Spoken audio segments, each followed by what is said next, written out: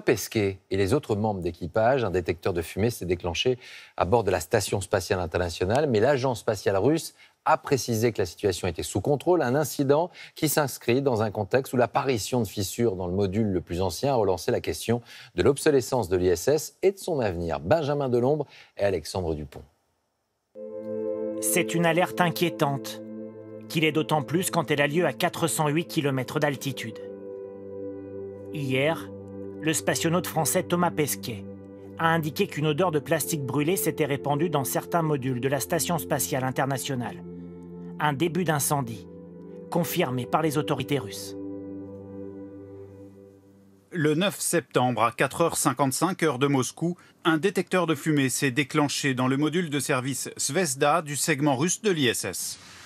Aucun appareil n'aurait été endommagé, sauf que depuis quelques mois, plusieurs incidents ont eu lieu à bord de l'ISS, notamment sur le module Zvezda, le plus vieux.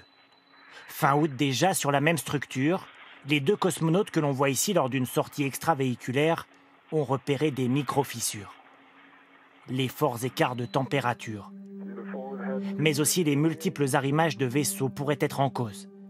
Des dégâts encore limités mais qu'il faut surveiller de près, selon cet ancien spationaute français.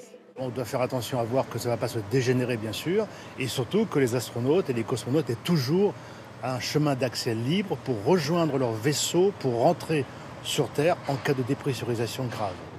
Pour bon nombre de spécialistes, ces incidents sont aussi le signe que l'ISS, lancé en 1998, commence à subir le poids des ans. Il faut avoir en tête quand même que cette station elle a été construite à peu près pour 25 ans. Donc on arrive quand même au terme de ce qui est prévu de façon théorique. Les jours de l'ISS, ils sont plutôt comptés aujourd'hui ? Oui, ils sont plutôt comptés. Clairement, la Russie a annoncé clairement se désengager à partir de 2025. Et pour ce qui est de la NASA, la date annoncée pour l'instant c'est 2028. À moins d'un rachat par des acteurs privés, l'ISS devrait être détruite au plus tard vers 2030. D'ici là, une nouvelle station occidentale pourrait être lancée, cette fois, autour de la Lune. Comme chaque week-end, l'heure de Photo Hebdo.